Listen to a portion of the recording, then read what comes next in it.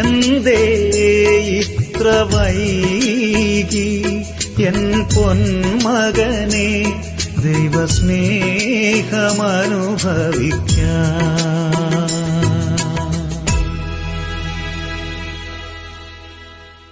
യേശു ദൈവപുത്രനാണ്, അവനെ വണങ്ങി നമസ്കരിക്കുക. എന്നാൽ അതേസമയം അവൻ മണവാളനാണ്, അവനെ നമ്മൾ എന്ത് ചെയ്യണം? അത് സെലിബ്രേറ്റ് ചെയ്യണം. He is my bride groom and I M his bride. ആ ഒരു റിലേഷൻ, അതാണ് വാസ്തവത്തിൽ കാതലായ ഏറ്റവും പ്രാധാന്യമർഹിക്കുന്ന റിലേഷൻ. ആ റിലേഷൻ അനുഭവിക്കുമ്പോൾ മാത്രമാണ് നമ്മൾ ശരിക്കും സ്വാതന്ത്ര്യവും സന്തോഷവും സൗഖ്യവും എല്ലാം അനുഭവിക്കുന്നത്. ആത്മമണവാളൻ, അവൻ എൻ്റെ ആത്മമണവാളനാണ്. പഴയ നിയമത്തിലെ പ്രവാചകന്മാർ വന്നത് ദൈവത്തെ പ്രതിനിധീകരിച്ചുകൊണ്ടാണ്. എന്നാൽ യേശു വന്നത് ദൈവത്തെ പ്രതിനിധീകരിച്ചുകൊണ്ടല്ല, ദൈവം തന്നെ ഇറങ്ങി വരികയായിരുന്നു എന്ന് നമ്മൾ മനസ്സിലാക്കാം. യോഹന്നാൻ മണവാളന്റെ സ്നേഹിതനായിരുന്നു, സ്നേഹിതൻ. പക്ഷെ അവൻ മണവാളനല്ലായിരുന്നു.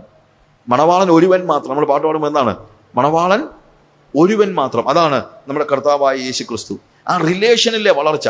റിലേഷൻ, അവൻ യജമാനനാണ്, അവൻ പിതാവാണ്, അവൻ സ്നേഹിതനാണ്, അവൻ മണവാളനാണ്, ഞാൻ അവൻ്റെ മണവാട്ടിയാണ്.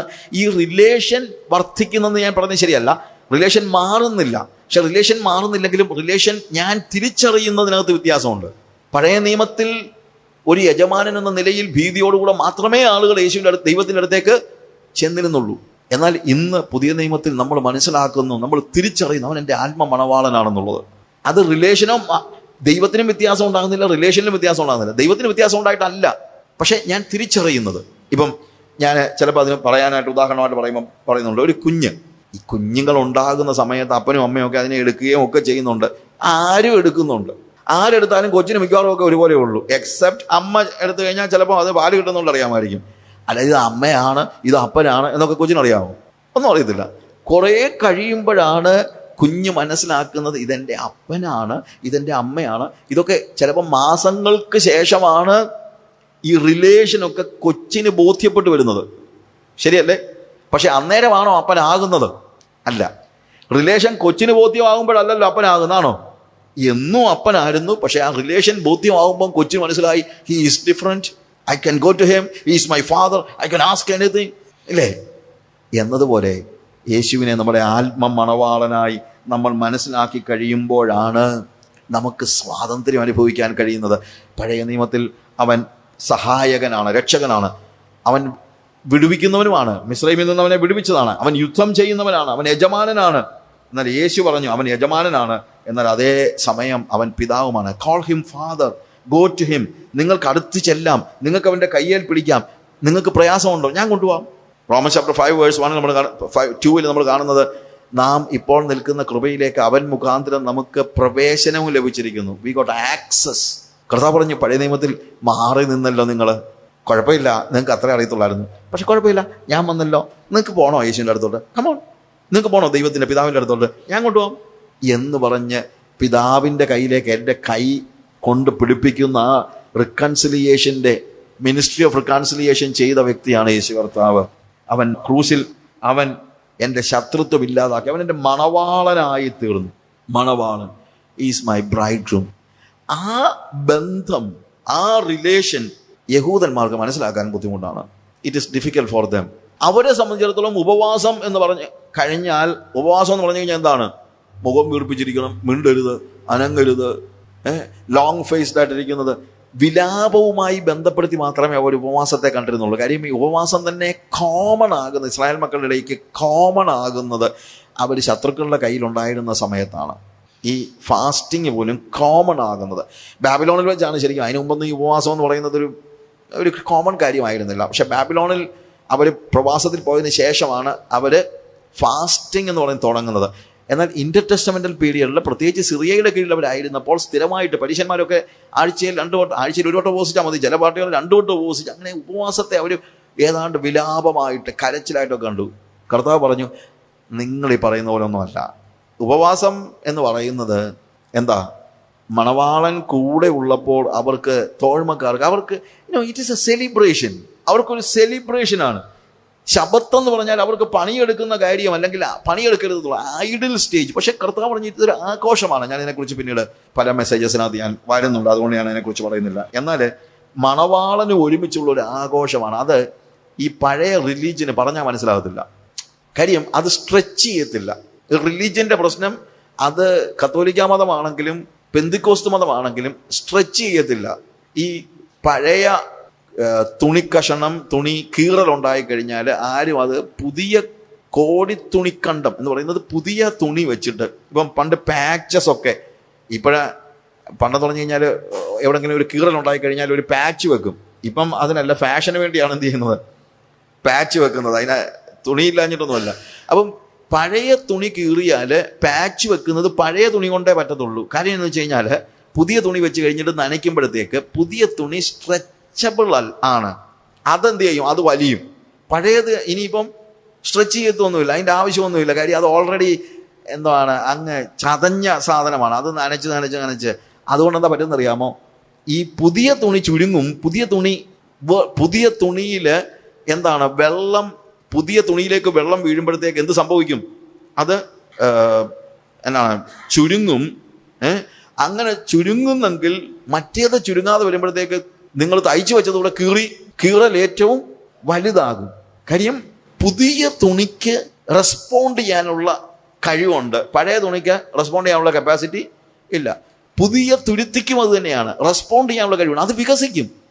വൈൻ ഫെർമേറ്റ് ചെയ്താൽ അതെന്ത് ചെയ്യും, വികസിക്കും. മറ്റേ പഴയ തുരുത്തിയാണെങ്കിൽ ഓൾറെഡി അത് വികസിച്ച് കഴിഞ്ഞാണ്. ഇനിയിപ്പോൾ എന്തോ ചെന്നാലും ഇതൊന്നും ഇതിന് എഫക്റ്റ് ഉണ്ടാക്കത്തില്ല. ശരിക്കും പറഞ്ഞാൽ അതാണ് ഇതിനകത്തെ പ്രത്യേകത. എന്തൊക്കെ പറഞ്ഞാലും ഇതിനെന്തുണ്ടാകത്തില്ല, ഒരു എഫക്റ്റ് ഉണ്ടാകത്തില്ല. അതുകൊണ്ട് യേശു എന്ന് പറയുന്ന ആ പുതിയ വീഞ്ഞ് പകരാൻ തക്കവണ്ണം, ആ മണവാളന്റെ ആഘോഷം ഏറ്റെടുക്കാൻ തക്കവണ്ണമുള്ള കപ്പാസിറ്റി പഴയ റിലീജിയന് ഇല്ല. ഇന്നത്തെ പ്രശ്നം ഇതാണ്, എന്തോ പറഞ്ഞാലും ഒരു ഗുണമില്ല, സ്ട്രെച്ച് ചെയ്യത്തില്ല. ഞാൻ ശരിയല്ലേ പറയുന്നത്? യേശുവുമായിട്ടുള്ള ആ സ്നേഹബന്ധത്തെക്കുറിച്ചൊക്കെ പറഞ്ഞ് ആർക്കാ ഇതൊക്കെ ഏൽക്കുന്നത്? എവിടെ നമുക്ക് വരണം, ഞായറാഴ്ച വരണം, പാട്ട് പാടണം, പോകണം, സ്തോത്രാഴ്ച ഇടണം, കഴിഞ്ഞ ആഴ്ച എനിക്ക് നല്ലവനും വല്ലവനും ആയിരുന്നു എന്ന് പറയണം, അല്ല നല്ലവനും എന്തോ പറയുന്നത് പോലും അറിയാൻ വയ്യാതെ എന്തെങ്കിലുമൊക്കെ വിളിച്ച് പറയണം, വീട്ടിൽ പോകണം, വഴക്കുണ്ടാക്കണം. അല്ല എന്തോന്ന്, ഭർത്താവുമായിട്ടും വഴക്കുണ്ടാക്കും, ഭാര്യയുമായിട്ടും വഴക്കുണ്ടാക്കും. ഈ സഭായോഗത്തിന് വന്ന് കയറിയിരിക്കുന്നതല്ലാതെ എന്തോ വ്യത്യാസം ഉണ്ടായിട്ടുണ്ട് ജീവിതത്തിൽ. ഒരു വ്യത്യാസമുണ്ടാകാത്ത തലത്തിലേക്ക് ഇന്നത്തെ റിലീജിയൻ പോയിക്കൊണ്ടിരിക്കുന്നത് കൊണ്ട് യേശു മണവാളനാണെന്ന് പറഞ്ഞാലൊന്നും ഇതൊന്നും ബാധിക്കത്തില്ല. അവരെ സന്തോഷിപ്പിക്കുന്നതും സുഖിപ്പിക്കുന്നതും ഈ പൈസായുടെ കിലുക്കമേ ഉള്ളൂ. യേശു എൻ്റെ ആത്മ മണവാളൻ എന്ന് പറഞ്ഞ് അവനെ കെട്ടിപ്പിടിച്ച് നടക്കാനൊന്നും ഇവർക്കൊന്നും അറിയത്തില്ല. ഇന്നത്തെ പെന്തിക്കോസുകാർക്ക് അറിയത്തില്ല യേശുവിനെ കെട്ടിപ്പിടിച്ച് നടക്കാൻ. യേശു ഒന്നിച്ചുള്ള ആ ആത്മ മണവാളെന്നുള്ള ആ തിരിച്ചറിവിൽ അവൻ്റെ പാറ്റിങ്, എൻ്റെ ഷോൾഡേഴ്സിൽ അവനൊന്ന് പാറ്റ് ചെയ്യുന്നു, യേശു ചെയ്യുന്ന കാര്യമൊന്നും ഇന്നത്തെ മനുഷ്യരോട് പറഞ്ഞാൽ അവർക്ക് അറിയില്ല. കാര്യം അവർ സ്ട്രെച്ച് ചെയ്യത്തില്ല. കർത്താവ് പറഞ്ഞു, റിലേഷൻ ഈസ് ഡിഫറൻറ്റ്. നിങ്ങൾ പണ്ട് മനസ്സിലാക്കിയതുപോലെയല്ല. I am your bridegroom. നമുക്കൊന്ന് സെലിബ്രേറ്റ് ചെയ്യാം, ഒന്ന് ആഘോഷിക്കാം, ആ ബന്ധം ഒന്ന് ആഘോഷിക്കാം. ഞാൻ പറയട്ടെ, അതാ പുതിയ നിയമത്തിൻ്റെ പ്രത്യേകത. യേശു വന്നു കഴിഞ്ഞപ്പോൾ പഴയ നിയമത്തിലുണ്ടായിരുന്നത് പോലെയല്ല, അവനൊരു പുതിയ ബന്ധത്തിൻ്റെ തലത്തിലേക്ക് നമ്മളെ കൊണ്ടുവന്നിരിക്കുകയാണ്. എങ്ങനെയുള്ള ബന്ധം? ആഴമായ സ്നേഹത്തിൻ്റെ ബന്ധം. അതാണ് ഞാൻ പറഞ്ഞത്, അവൻ്റെ ശുശ്രൂഷയിലെ ആഴമായ സ്നേഹത്തിൻ്റെ ബന്ധം. ഒരു മണവാളനും മണവാട്ടിയും തമ്മിലുള്ള റിലേഷനേക്കാൾ വലുതായിട്ട് എന്ത് കാണിക്കാനാ യേശുവിൻ്റെ സ്നേഹത്തെ ഒന്ന് പ്രകാശിപ്പിക്കാനായിട്ട്. മനസ്സിലായല്ലോ സ്നേഹത്തെക്കുറിച്ച് അതുകൊണ്ടാണ് ഞാൻ പറഞ്ഞത്, ഗാഡ് ഈസ് ലവ്. യേശു സ്നേഹമാണ്. അവൻ്റെ ജീവിതത്തിൽ അവൻ സ്നേഹമാണ്, അവൻ്റെ ശുശ്രൂഷയിൽ അവൻ സ്നേഹമാണ്, അവൻ്റെ റിലേഷനിൽ അവൻ സ്നേഹമാണ്. ഇതിനപ്പുറത്ത് ഏതാ ബന്ധം? എന്തൊരു സ്നേഹം! He is my bridegroom. പ്രിയമുള്ളവരെ, നമ്മൾ ആഘോഷിക്കുന്നുണ്ടോ? കർത്താവും ഒരുമിച്ചുള്ള ജീവിതം ആഘോഷിക്കുന്നുണ്ടോ? വിശുദ്ധി എനിക്ക് a holy life is a jolly life. എസ്.കെ. ഫ്രാൻസിസ് പണ്ട് പറഞ്ഞു അദ്ദേഹത്തിൻ്റെ നല്ല കാലത്ത്, a holy life is a jolly life. ഒരു വിശുദ്ധ ജീവിതം, ഇറ്റ്സ് എ ജോളി ലൈഫ്, ഒരു ജോളി ലൈഫ്. നമ്മൾ ക്രിസ്തീയ ജീവിതത്തിലെ സന്തോഷം അനുഭവിക്കുന്നുണ്ടോ? നമ്മുടെയൊക്കെ സന്തോഷം കർത്താവ് വല്ലതും തരുമ്പോഴാണ്, അല്ലാതെപ്പോഴാ? കർത്താവിൽ ആനന്ദിക്കാൻ നമുക്ക് പറ്റുന്നുണ്ടോ? സങ്കീർത്തനക്കാരൻ ചോദിക്കുന്നു, നിന്റെ ജനം നിന്നിൽ ആനന്ദിക്കേണ്ടതിന്, നീ തരുന്നതിൽ ആനന്ദിക്കാനല്ല, നിന്നിൽ ആനന്ദിക്കേണ്ടതിന് നീ ഞങ്ങളെ വീണ്ടും ജീവിപ്പിക്കുകയില്ലയോ? യേശു ഒരുമിച്ചുള്ള ആ ഒരു വലിയ ആഘോഷത്തിൻ്റെ ജീവിതം. ഞാൻ എൻ്റെ വാക്കുകളെ അവസാനിപ്പിക്കുമ്പോൾ ഇനിയുള്ള ബാക്കിയുള്ള കാര്യങ്ങൾ കിടക്കുകയാണ്. But I have no time to explain it. But still I want to say, the love of Jesus constraineth me.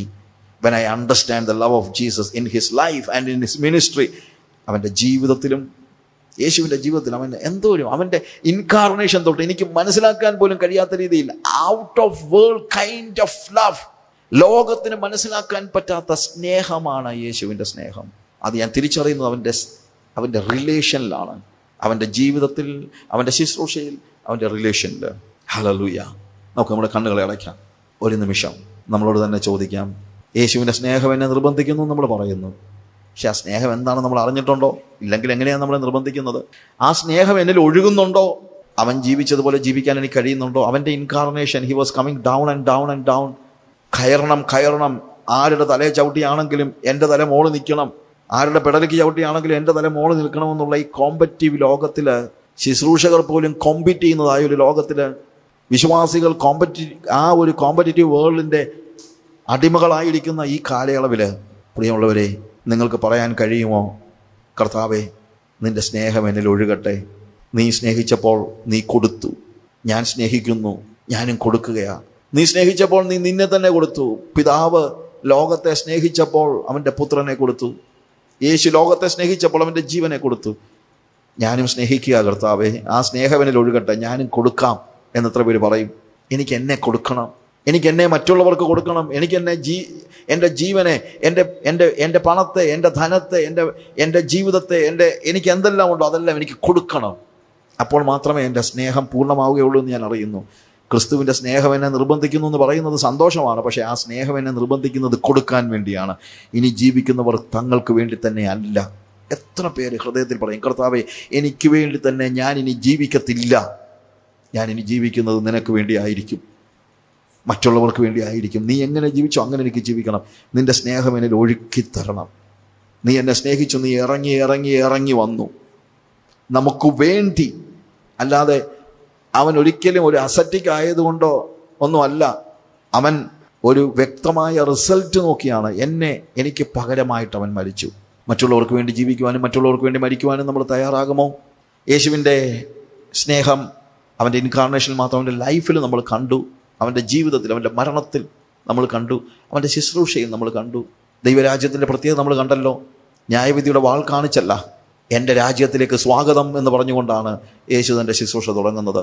ഒരു വെൽക്കമിങ് ഹാൻഡ് നമുക്കുണ്ടോ? ഹല്ലേലൂയ. അവൻ ശിഷ്യന്മാരെ വിളിക്കുമ്പോൾ ഡിസ്ക്രിമിനേഷൻ കാണിക്കാതെ അവൻ വിളിച്ചു. Do we have that kind of mind? Risk എടുക്കാൻ നമ്മൾ തയ്യാറാണോ? എൻ്റെ പേര് പോകുമെന്നുള്ള പേടിയിലാണോ നമ്മൾ? അതോ എൻ്റെ പേര് പോയാലും സാരമില്ല, ഞാൻ ജീവിക്കുന്നത് മറ്റുള്ളവർക്ക് വേണ്ടിയാണെന്നുള്ള ധാരണ എനിക്കുണ്ടോ? അവൻ രോഗികളെ സൗഖ്യമാക്കുന്നു, അവൻ അശുദ്ധാത്മാവുള്ളവരെ സൗഖ്യമാക്കുന്നു. അവിടെയെല്ലാം അവൻ്റെ സ്നേഹമാണ് നമുക്ക് കാണാൻ പറ്റുന്നത്. കുഷ്ഠരോഗി അവൻ തൊട്ട് സൗഖ്യമാക്കി. ഈ ലോകത്തിൽ സ്പർശനം ആവശ്യമുള്ള ആളുകൾക്ക് നിങ്ങളുടെ സ്പർശനം കൊടുക്കാൻ, നിങ്ങളുടെ സംസാരം, നിങ്ങളുടെ വാക്കുകൾ ആവശ്യമുള്ളവരോട് സംസാരിക്കാൻ, നിങ്ങളുടെ സമയം ആവശ്യമുള്ളവർക്ക് സമയം കൊടുക്കാൻ, നിങ്ങളുടെ ആരോഗ്യം ആവശ്യമുള്ളവർക്ക് നിങ്ങളുടെ ആരോഗ്യം കൊടുക്കാൻ, മറ്റുള്ളവർക്ക് വേണ്ടി ജീവിക്കാൻ ക്രിസ്തുവിൻ്റെ സ്നേഹം എന്നെ നിർബന്ധിക്കുന്നുണ്ടോ?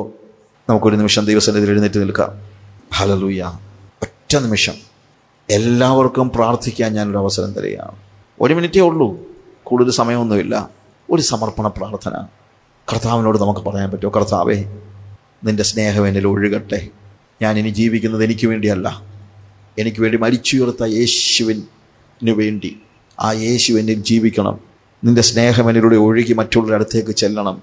എന്നെ തന്നെ ഞാൻ യാഗമായി സമർപ്പിക്കുന്നു. ഇനി ഞാനില്ല, ക്രിസ്തു അത്രേ എന്നിൽ ജീവിക്കുന്നത്. കർത്താവെ, എൻ്റെ പണം, എൻ്റെ പദവികൾ, എൻ്റെ ആരോഗ്യം, എൻ്റെ സമയം, എൻ്റെ സ്പർശനം, അതാവശ്യമുള്ളവർക്ക് കൊടുക്കാനായിട്ട് ഞാനിന്ന് സമർപ്പിക്കുന്നു. നീ ഞങ്ങൾക്ക് വേണ്ടി മരിച്ചതുപോലെ മറ്റുള്ളവർക്ക് വേണ്ടി ജീവനെ കൊടുക്കുവാൻ, സഹോദരന്മാർക്ക് വേണ്ടി ജീവനെ വെച്ചു കൊടുക്കേണ്ടതാകുന്നുള്ള വാക്കുകൾക്കനുസരിച്ച് ഞങ്ങളുടെ സ്നേഹത്തിൻ്റെ പ്രകാശനമായി, പ്രദർശനമായി ജീവനെ തൃണവൽഗണിച്ചുകൊണ്ട്, ഞങ്ങൾക്കുള്ളതിനെ മറ്റുള്ളവർക്ക് നൽകിക്കൊണ്ട് ഒരു പുതിയ ജീവിതം ജീവിക്കാൻ എന്നെ സഹായിക്കണമേ. ആ ക്രിസ്തുവിൻ്റെ സ്നേഹം, നീ എന്നിലേക്ക് ഒഴുക്കി തന്ന സ്നേഹം മറ്റുള്ളവരിലേക്ക് ഒഴുക്കി കൊടുക്കാൻ എന്നെ സഹായിക്കണമെന്ന് എത്ര പേര് പറയും? കരങ്ങളെ ഉയർത്തി കർത്താവിനോട് 1 മിനിറ്റ് പ്രാർത്ഥിക്കാം. യേശുവേ, ഞങ്ങൾ ബലഹീനരാ കർത്താവേ, ഞങ്ങൾക്ക് കഴിവുകളുള്ളവരല്ല. പക്ഷേ ഞങ്ങൾ പലപ്പോഴും തെറ്റിദ്ധരിച്ചിട്ടുണ്ട് ഇങ്ങനെയൊക്കെ പോയാൽ മതിയെന്ന്. ഇല്ല കർത്താവേ, ക്രിസ്തുവിൻ്റെ സ്നേഹം ഞങ്ങൾ കാണുന്നു. നീ എനിക്ക് വേണ്ടി മരിച്ചെങ്കിൽ ഇനി ഞാൻ ജീവിക്കുന്നത് നിനക്ക് വേണ്ടിയാണെന്ന് ഞാൻ മനസ്സിലാക്കുന്നു. ആ എക്സ്ചേഞ്ച് പ്രോഗ്രാം ഞാൻ പൂർത്തിയാക്കുന്നു കർത്താവേ.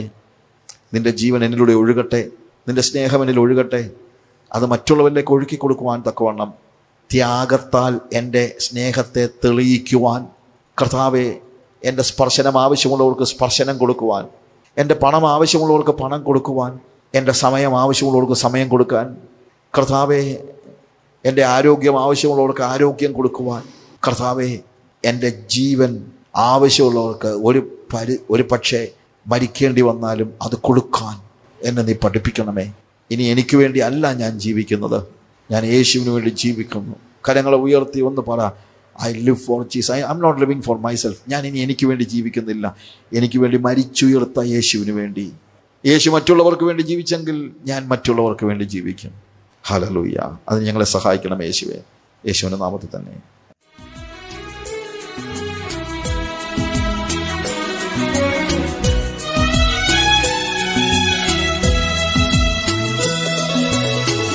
എന്തേ ഇത്ര വൈകി എൻ പൊന്മകനെ ദൈവസ്നേഹമനുഭവിക്കാൻ? എന്തേ ഇത്ര വൈകി എൻ പൊന്മകനെ ദൈവസ്നേഹമനുഭവിക്കാൻ?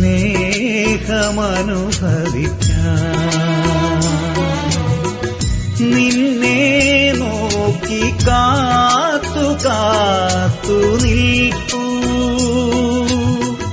വരുമകനെ വേഗം തിരികെ, വരുമകനെ വേഗം. എന്തേ ഇത്ര വൈകി എൻ പൊന്മകനെ ദൈവസ്നേഹമനുഭവിക്കാൻ?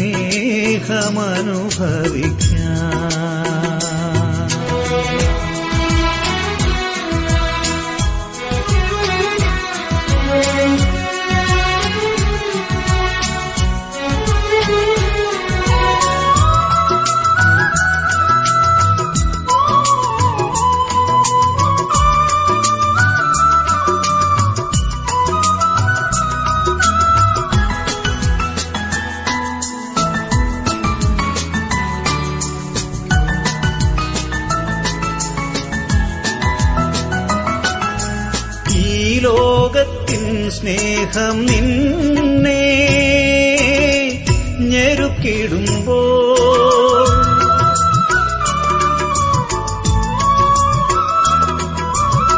ഈ ലോകത്തിൻ സ്നേഹം നിന്നെ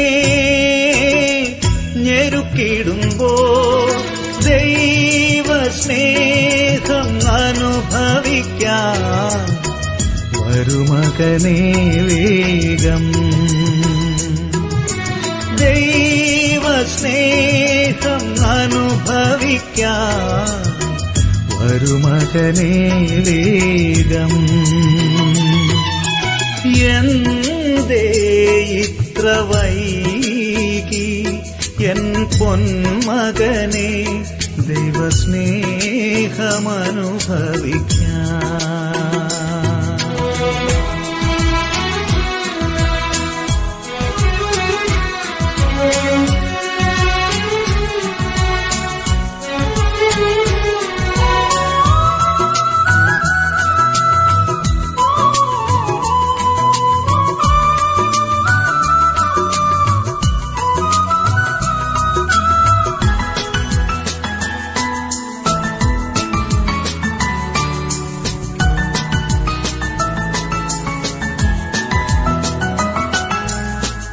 ധൂർത്തപുത്രനെ പോലെ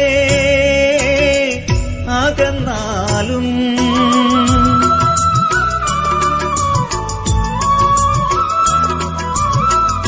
ധൂർത്തപുത്രനെ പോലെ അകന്നാലും, സ്നേഹമോടെ താതനവൻ കാത്തിരിക്കും. സ്നേഹമോടെ താതനവൻ നിന്നെ കാത്തിരിക്കും. എന്തേ ഇത്ര വൈകി എൻ പൊന്മകനെ ദൈവസ്നേഹമനുഭവിക്കാം.